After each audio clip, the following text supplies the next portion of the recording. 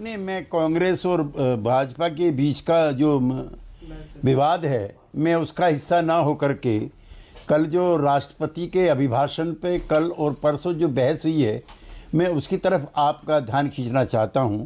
हमारा लंबा समय जनसंघ से लेकर के बीजेपी तक साथ गुजरा है और ये जो लंबा सफ़र तय हुआ है, साल 2 साल के बाद संघ अपने 100 साल भी मना रहा होगा, तो ये वक्तव्य मैं इसको उचित नहीं मानता हूं कि समूचे विपक्ष को लड़ने के लिए मैं अकेला हूं। ये व्यक्तिवादी शब्द है और हम जेल में आपातकाल में आरएसएस के लोगों के साथ भी रहे हैं, जिनकी शाखाओं को हम देखते थे। वहाँ हम सुनते थे कि राष्ट्र प्रथम है, पार्टी द्वितीय है और व्यक्ति तृतीय है। तो प्रधानमंत्री का जो वक्तव्य है कि मैं अकेला ही विपक्ष के लिए काफ़ी हूँ, तो वो अकेले नहीं हैं। उनके पीछे जनसंघ के वो कार्यकर्ता हैं जो पिछले 10-12 सालों को छोड़ो, लंबे समय तक हम सब लोगों के साथ काम करते रहे हैं। संघ की विचारधारा का विरोध करते हुए, असहमति जताते हुए मैं कहना चाहता हूँ, कई साल से अपने घर नहीं गए हैं। वो आरएसएस के कार्यकर्ता भी इनके पीछे हैं, जिनका लगभग 100 साल का इतिहास है। इनके पीछे श्यामा प्रसाद मुखर्जी भी हैं, जो नेहरू जी के मंत्रिमंडल में थे और सिद्धांतों के सवाल पर बाहर आए और इस पार्टी को यहाँ लाए। इनके पीछे दीनदयाल उपाध्याय जी की तपस्या है, जिन्होंने लोहिया जी के साथ मिलकर के गैर कांग्रेसवाद चलाया था, जब कई राज्यों में गैर कांग्रेसी हुकूमतें बनी थी। एंड अबो ऑल, नेहरू के बाद आज़ाद हिंदुस्तान में अटल बिहारी वाजपेयी जैसा सबको स्वीकार्य उदारवादी एक नेतृत्व भी था, जिसने 24 दलों को साथ लेकर के सरकार चलाई थी। और आज दुर्भाग्य उनमें से एक भी दल एनडीए में नहीं है। तो प्रधानमंत्री जी सफल हैं, 2 की पार्टी को 303 पे ले आए, लेकिन उनके इन वक्ताओं से मेरी असहमति है, नंबर 1। नंबर 2, कोई नेता, कोई व्यक्ति, कोई परिवार, कोई कबीला किस नाम से संबोधित किया जाएगा, ये उनके विवेक पर छोड़ दीजिए। हम पॉलिटिकल पार्टीज के लीडर दूसरी पार्टी के परिवारों में कौन दखल देने वाले होते हैं कि आप वर्मा लिखिए, शुक्ला लिखिए, दीक्षित लिखिए। और जहाँ तक नेहरू जी की बात है, तो नेहरू जी का नाम कोई छोटा मोटा नाम नहीं है। मैं मानिक जी 1 मिनट में अपनी बात खत्म करूँगा। जब पूरी दुनिया में फासिज्म था, हिटलर का राज कायम हो गया था, मुसोलिनी का हो गया था, जापान में तोजो हो गया था, पंडित नेहरू अपनी धर्मपत्नी के साथ इलाज करा करके आ रहे हैं जेनेवा से। उस समय फ्लाइट रुकती थी रोम में। वहाँ का जो तानाशाह था वो पंडित नेहरू से मिलना चाहता है। आधा घंटे तक एयरपोर्ट पे बैठा है, पंडित नेहरू को मुसोलिनी चिट्ठी भिजवाते हैं कि मैं आपसे मिलना चाहता हूँ। जवाहरलाल एक लाइन लिख के भिजवा देते हैं कि आपसे मिलना it is against my belief. इतना बड़ा था जवाहरलाल। उसका नाम को अपने नाम के आगे लगाने से अपमान नहीं होता, इज्जत बढ़ती है। लिहाजा ये विवादों में मैं इसका हिस्सा नहीं बनना चाहता। जो मुझको अपनी बात आपने कहा था प्रारंभिक संबोधन में, मैंने उसको रखी है। हाँ। लेकिन परिवारवाद और हाँ, सरकारें गिराने का जो आरोप उन्होंने लगाया वो बिल्कुल सही है।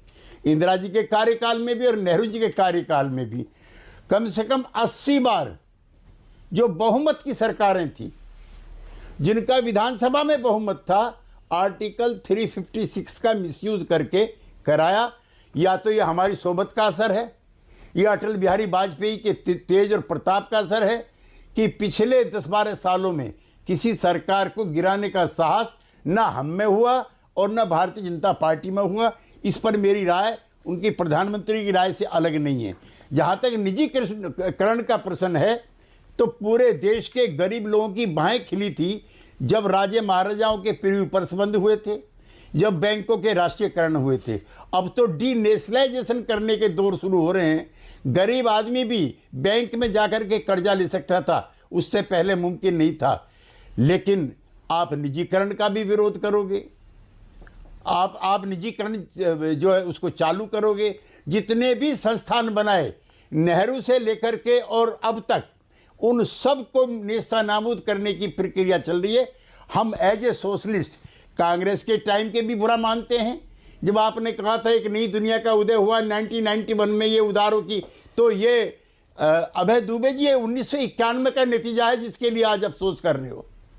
ये जो अंधाधुंध जो हुए हैं, उदारीकरण की प्रक्रिया, डिसइन्वेस्टमेंट, इन सारी चीज़ों को आप लेके चले, मनमोहन सिंह जी लेके चले, यशवंत सिन्हा लेके चले, और अब तो ये परवान पर है। हो सकता है किस दिन पार्लियामेंट का भी डिसइन्वेस्टमेंट हो जाए, क्योंकि सिलसिले भी माफ करना आप ही ने शुरू किए। मनमोहन सिंह जी का 1991 का भाषण मुझको याद है कि दुनिया जिस लम्हे का इंतजार कर रही थी वो लम्हा आ गया है, तो वो लम्हा भी आ गया है जब सब चीज़ों का डिसइन्वेस्टमेंट होगा। तो ये तो भाई आपने शुरुआत आपने अभय दुबे जी ऐसी करा दी है कि सोशलिस्ट होना, सेकुलर होना, समझो जैसे पापी होना हो गया हो।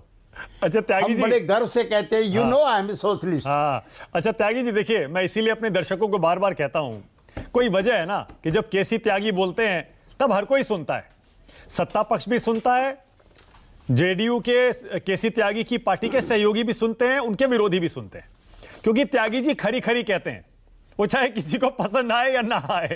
लेकिन त्यागी जी एक चीज पर और आपका कमेंट चाह रहा हूं, मैं आपके विचार चाह रहा हूं। मैं समझ गया कि आप नेहरू सरनेम गांधी परिवार के लोग क्यों नहीं इस्तेमाल करते, आप इस डिबेट में नहीं जाना चाहते, लेकिन प्रधानमंत्री ने उसके पीछे एक और मुद्दा उठाया। उन्होंने कहा जब कांग्रेस की सरकारें थी तब सैकड़ों चीजों के नाम गांधी परिवार के नाम पर रखे गए, नेहरू के नाम पर रखे गए। परिवारवाद का सीधा साधा उदाहरण है ये, और ये ऐसा नहीं है नया मुद्दा है, हर बार ये मुद्दा उठता है। ये मुद्दा क्या आज की तारीख में प्रासंगिक है क्या त्यागी जी?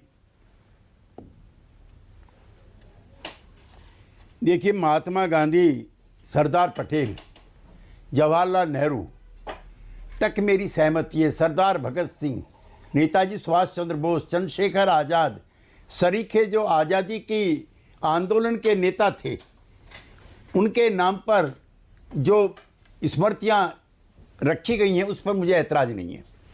लेकिन मैं नाम लेके नहीं कहना चाहता, इतने लोगों के नाम पर रख दिया है, जीवित लोगों के नाम पर भी। आजकल तो मेरा कष्ट ये है कि जो जिंदा हैं उनकी मूर्तियां लग रही हैं और उन्हीं की पार्टी के नेता अनावरण कर रहे हैं। ऐसा तो कभी नहीं हुआ।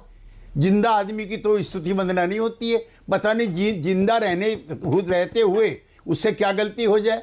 मानक जी, जिस दिन सरदार भगत सिंह के माता पिता जाते हैं ये कहने के लिए कि भाई इनका तुम्हारा माफ़ीनामा कराते हैं, वो अपने मित्रों को चिट्ठी लिखते हैं कि मैं चाहता हूं कि मेरी फांसी की उम्र जल्दी आ जाए, क्योंकि मैं इंसान हूं और मुझसे इंसानी गलती हो सकती है और मेरी गलती की वजह से इनकलाब का नाम बदनाम हो सकता है, लिहाजा या रब मुझको जल्दी उठा ले। एक जमाना वो था।